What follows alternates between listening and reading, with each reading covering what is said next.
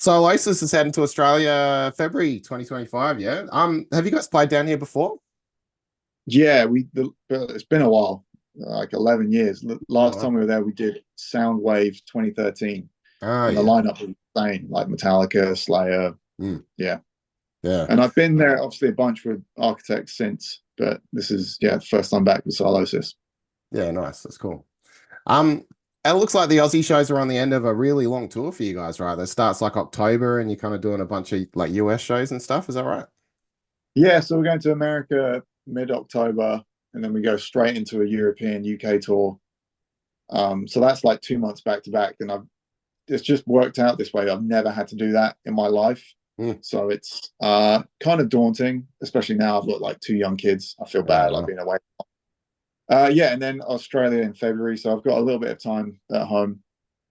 But yeah, very excited to get back. Like I genuinely mean it when I say it's probably one of my favorite place to tour for sure. Like cool.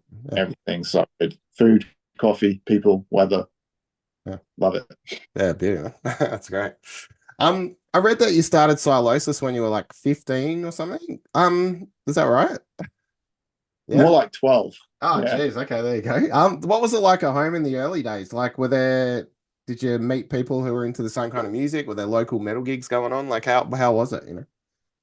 Yeah, it was tough. So I'd been playing guitar since I was like 8 or 9. And then when I started high school Hmm. at like 12, um, I didn't know anyone at the school. So this kid that I was sat next to in the very first class, um, just got speaking to him, and it turned out he played drums. And then it So, turned out he lived down my street. I was like, oh, this is great. So I literally went down his house after school with my guitar and practice amp, and pretty much we started Sylosis like there and then, us two jamming together.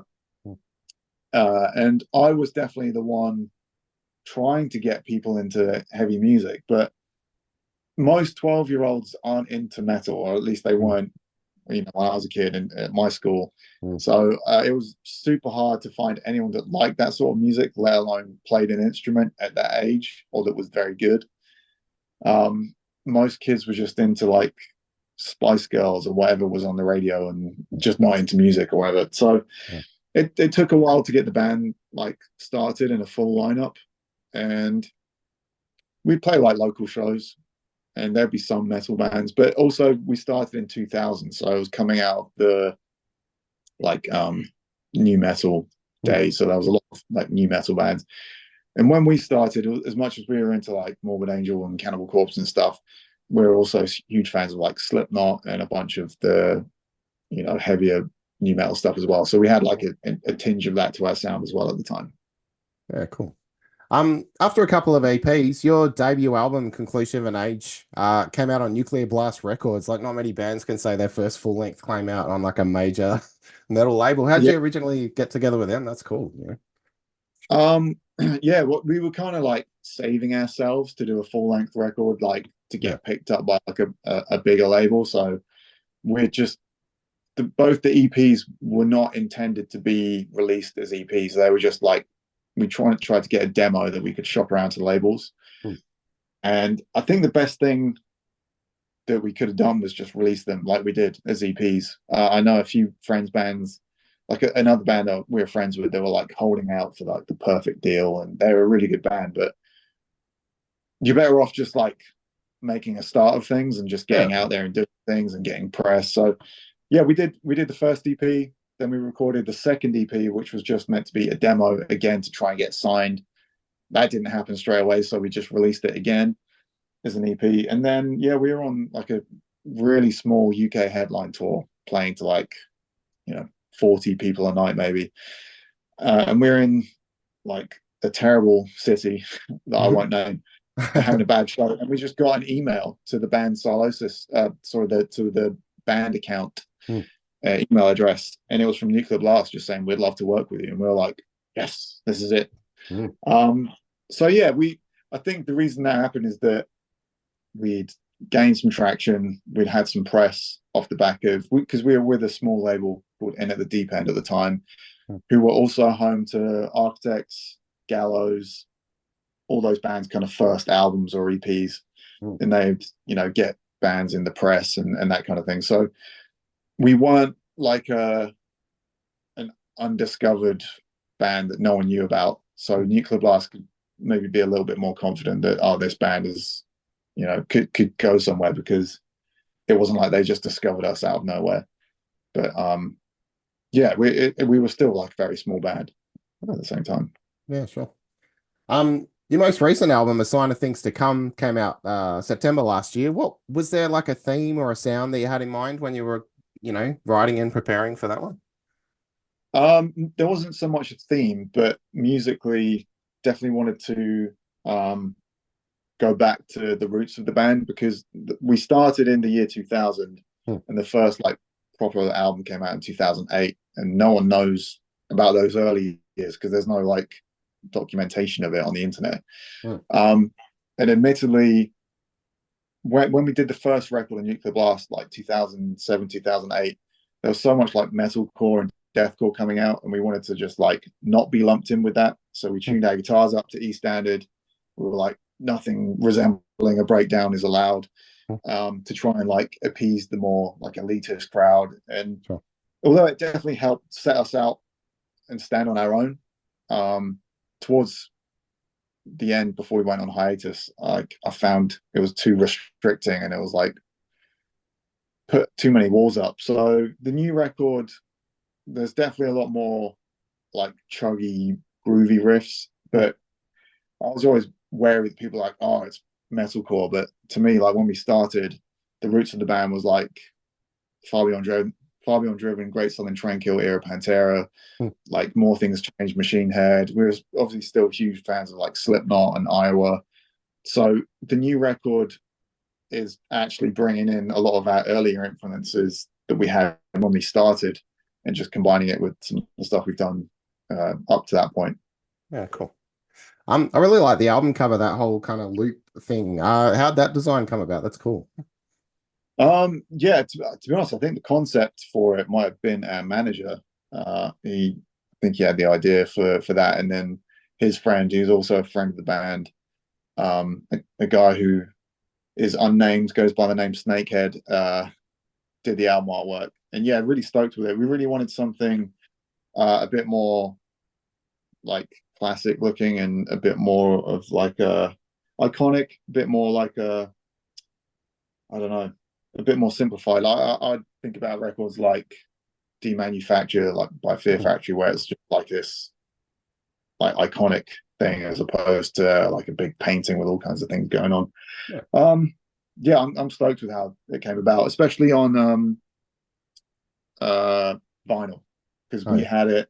I've got one of the CDs here, but on the vinyl, the background is all matte, and then the snake is gloss, so it looks really cool. Nice. Yeah. Sorry, excuse me. Oh, there we go. All right. The video for Poison for the Lost. It's kind of cool how this kind of narrative plays out while you guys are playing. What's the go with music videos? Like, do you hand that over to someone else, or do you guys get some kind of input into that sort of thing? Yeah, I'll usually tell the director, and most of our videos are done by the same guy called Daniel Gray.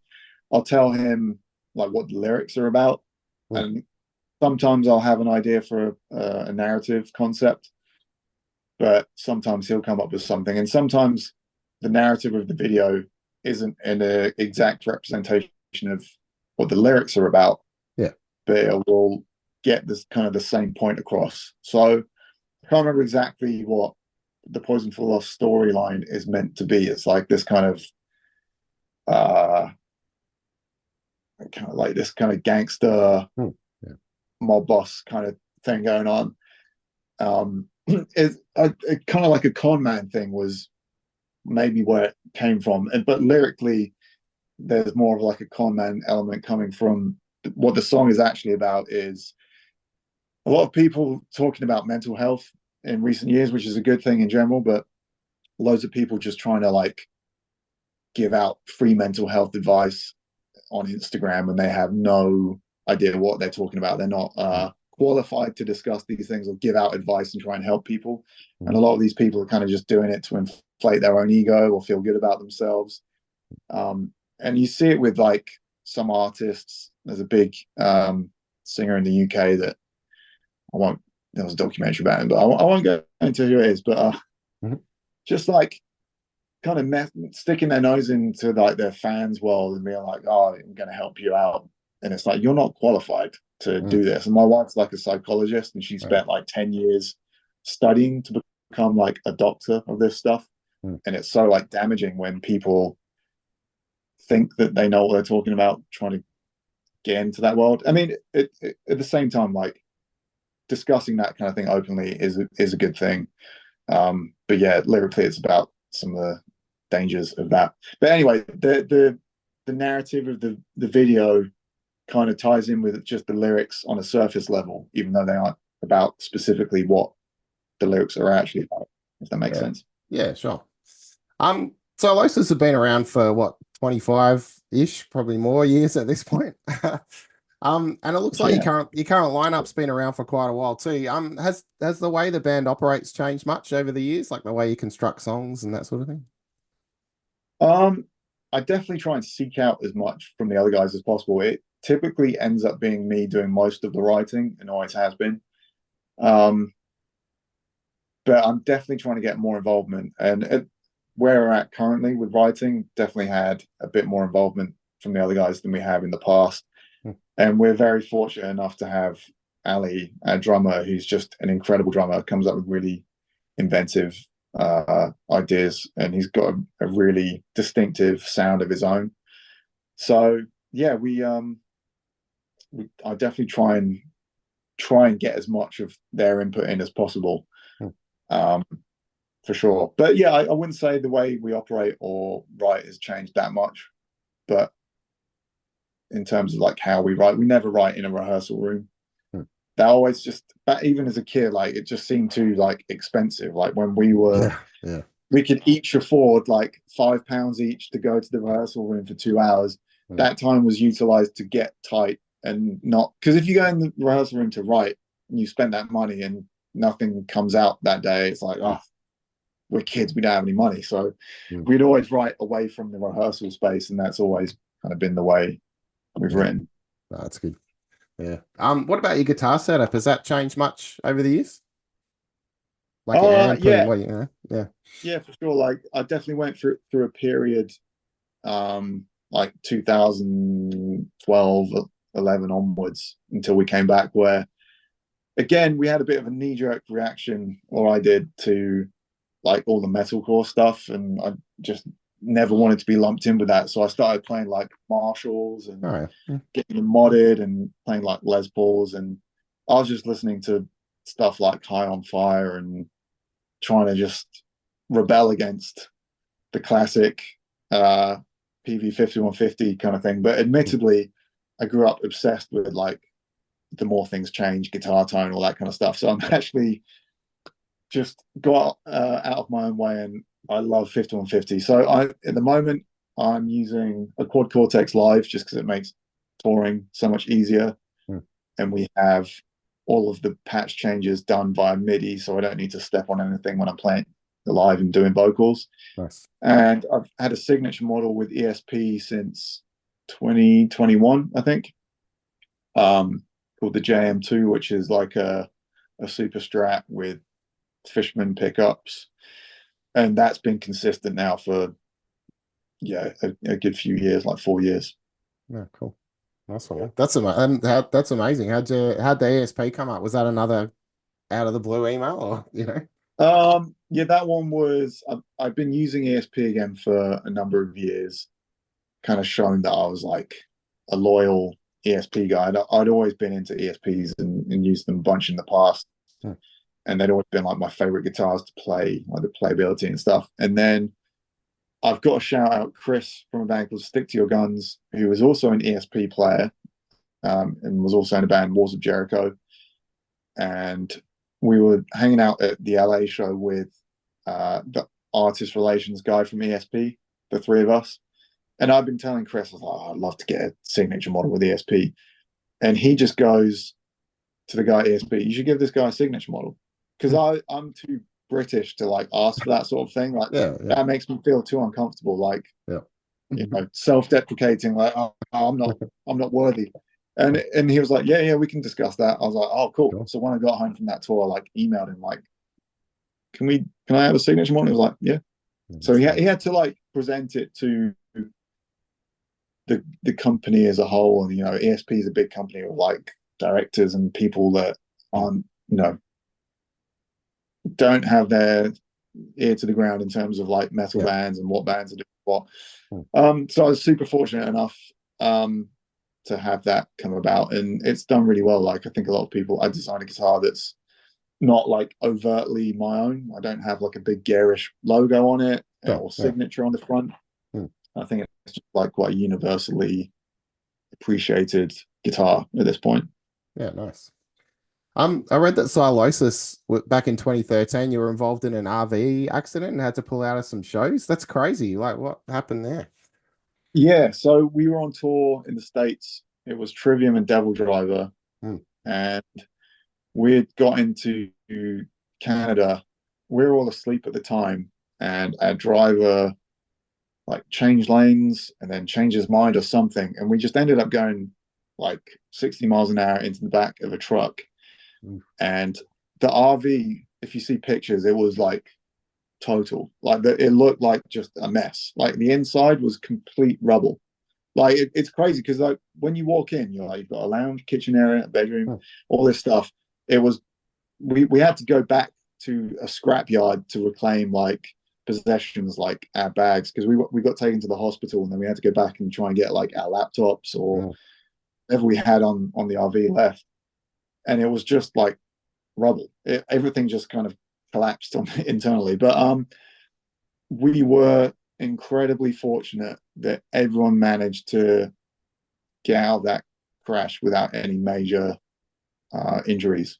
Mm. So like I split my eyebrow open and tore up like the bottom half of my leg, and we were bruised up and we couldn't physically continue the tour, but Mm. we were all like kind of healed up within a few weeks. But we just had to fly home. So yeah, it was pretty scary. But yeah, I don't want to over the crash itself was brutal, but in terms of how we were affected, we were just really lucky that Mm. we were mostly, as these things go, pretty unscathed. Yeah, nice. Yeah. I'm guessing you didn't use that driver again, probably. Nope. Yeah. Nope. Never. Yeah. Away from your own stuff, what are you listening to lately? What kind of bands are you checking out? Um, I'm definitely trying to spread the word as much as possible about a band called Life Cycles Right. from Texas, San Antonio. They're kind of like a crossover thrash band, kind of like thrash with hardcore. Um, you could put them in a similar vein to like Power Trip, Mm. but they've Okay. definitely got their own thing going on. Yeah, so many amazing riffs. Um, yeah, so really like that band. Uh, I'm one of those one of those guys that just listens to metal for the most part, like all Mm. the time. Yeah. I don't listen to much else, so I tend to just go back and listen to the stuff I listened to as a kid, like Morbid Angel, Domination, and Cannibal Corpse, and Sepultura, Arise, all that kind of stuff. And admittedly, I find it kind of hard finding newer bands that come out and do stuff that I am into. Mm. So when there is a band that I love, like Life Cycles, admittedly, I think I heard about them through our manager and the bass player of Malevolence. All right. So yeah, I'll definitely like shout about it from the rooftops when a new band comes out. I'm like, oh, this is sick. Mm. So yeah, they're good. Life Cycles, and other than that, yeah, I'm sure there are some other new records that have been out, but I always look to the bands that are super consistent that I've always been a fan of, like Testament always puts out sick records. Yeah. Same with Cannibal Corpse, like just the consistency of quality is always so good with those bands. Yeah. Yeah, cool. Do you ever, I guess you're busy and stuff, but do you ever get to check out other bands when you're on the road, like that support bands or anything like that? Yeah, sometimes. So I mean we just got back from 2 weeks of European festival touring. So Mm. like the European festival lineups are amazing, like for heavy stuff. Admittedly, I didn't. The traveling was pretty brutal on that one, so I didn't get to check out many new bands. We checked out Body Snatcher, who we're touring with in Oh, America with Fit for an Autopsy, cool. and um, got to like catch up with Black Dahlia Murder. Like we toured with them in 2009 throughout Europe, so just getting to like hang out with bands that we toured with Hmm. before is like really cool. Oh, we played with Havoc for the first time. We did a show with Testament actually, and Havoc were on it, and their bass player Nick, who's also in Job for a Cowboy, Hmm. used to be in Cephalic Carnage, who we toured with on that Black Dahlia Murder tour. So mostly catching up with people that we had toured with before. And if I'm honest, I feel like the lineups that I saw, there were amazing lineups with tons of amazing bands, but didn't see a lot of like more new Oh, yeah. metal bands. Hmm. A lot of like older established bands like Deicide, that kind of stuff. Sure. Um, so yeah. Yeah, cool. So February next year we'll be here before we know it, I'm sure. Yep. And you guys are coming along with Canadian band Angel Maker. Have you played with them before? No, no, we haven't. And we just like really wanted to offer like a bit of diversity. I mean, admittedly, it's kind of hard to find bands that are in the same like genre as Sylosis anyway, which Hmm. I find it weird just because growing up, our early influences, like we just kind of looked to that like middle lane of like Sepultura, Pantera, Machine Head, all those bands like Lamb of God that sit in that genre. Like weirdly, not many bands are doing that kind of stuff these days. Yeah, Um, but yeah, I think it's always cool to offer a diverse package when you're touring. And they're super heavy, so yeah, looking forward to seeing those guys. yeah, cool. Awesome. Josh, thanks heaps for your time. And yeah, looking forward to February, man. Cheers. No worries. Thanks a lot, man. Thanks, man. Take Have a good care. one. Yeah. So, Psychonaut, Yeah, you played Dark Down South recently, right? yeah. The photos look like a killer gig, man. How was everything? Dude, what a cool vibe. Like it Yeah, was so much fun. Everyone was super nice. It was yeah, like I don't know, it was like a catch up with a bunch of people I haven't seen before for a long time. Yeah. yeah, Oh, it's good catching up with you. Who are you? No. Yeah, it was really, really cool vibe. Sort of like what a cool place. It was so beautiful to play out there as well. And we were so lucky because like we were playing as the sun was going down and it was Nice. behind us, and then all the forest was there. Oh, it was just wicked, man. Ursh and Jammer, they did a wicked job on that. And it was just so much fun. Like it was a really, really fun day. Everyone was having a great time. But yeah, it was just a killer gig. And yeah, that was really it. It was just really, really fun. It would have been awesome as a punter, and it was really cool as a musician to do that one. So yeah, it was good. That's cool. Yeah. Yeah. Yeah, I'm keen to check out the new Jam Art Sound Lounge, like the gigs coming up there. Like Yeah, be cool. yeah, yeah. Yeah, that's Sure. gonna be cool, No, man. he Yeah. does a lot of really good stuff. And like Mm, all the crew there as well was so nice. Like mm. helpful. Um, all the other bands, like King Zog was on before us. They're good mates of ours, and hanging out with them, and it was great. And got to see them play and just tear it up, like just huge doom riffs. And like and then I just had to waltz back and play, and then and yeah, just hang out with a bunch of people. It was really, really fun, man. I hope he does it again. I hope it's even bigger than the last one, and I hope it really takes off because it's a good hang. It's just a really good hang, man. Yeah, Yeah, it was good. nice. Mm. So a new recording Psychonaut. I'm sure I saw some Instagram things this year where you guys were recording stuff or something. Is that right? Yeah, so we're in the midst of starting the album. Some of the drums are recorded, some of the guitars recorded, some of the vocals are, it kind of just like in a bit of a mixed part at the moment. And then, sorry, not mixing, but we're like, there's parts here, there's Mm, parts there. We've kind of just got to like all pull them all in together. So yeah, but yeah, the new stuff's was going really good. Um, Guitars are great. Everything sounds cool. So cool. yeah, but um, hopefully next year, yeah, hopefully next year there'll be a new album, and we can get out and start melting faces with that and playing some cool shows, and yeah, it'll be good. It's cool, man. And with this recording, are they songs that you're playing live now, or are they like, yep, Yeah, yeah, so yeah, like we're doing like Green Steel now, which is about Pete Steele, Headbang to Death. These are some songs that we've already been playing live, and they're cool, definitely going to be on the album. So yeah. yeah, we can. Cool. And then of course, January you got the gig with Enforcer, yeah, Yes. How yeah, cool are they, man? yeah, Like, it's gonna be riff. Oh, man, I uh, got my ticket, man. I'm oh, looking forward dude, to it. like Yeah, they just sound so good. Like, what a cool band. yeah, Um, just nailed that tone, man. They nailed that 80s sound so well. Like, I can't get over it. I was like, how did you do that? yeah, For from a person who likes mixing and stuff, I'm like, how did you get that sound? Like, yeah. you nailed it perfectly. And um just a sick band. Like, I actually cannot wait. Like, we got to play with Dream Evil. Cool. Um, Yeah, yeah, that would have been sick. um Yeah. were you at that show? Nah, man, No, no, that would have been dude, great, it man. was Yeah, yeah, so good. They yeah, were so good. Like, yeah. what a band. And Cool. then um, you know, we get to play with these guys, and I know it's just gonna be an awesome night again. Like, just they're just yeah, they're like a band that stepped into an 80s time machine and came back here like 40 years later with the same stuff. I don't know, man. It's pretty like out there and crazy, but what a cool band. Cool. Like, they sound so good. Yeah, yeah, for sure.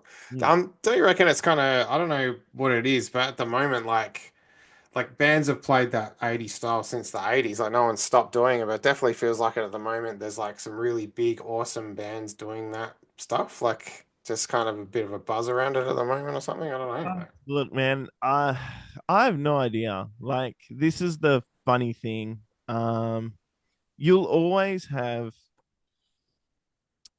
you'll always have really good bands, and Yeah, you'll yeah, always have really good bands that do whatever style that's there really, really well. Whether that's like, let's just say you're into like 50s rock and roll, yeah. and there's probably like the best 50s sounding rock and roll band you've ever heard. If you were into that stuff, that's probably playing in some dingy bar in Missouri, whatever, Mm, yeah. and then brilliant. And then if there was a buzz around 50s rock, again, they'd probably be the guys. Mhm.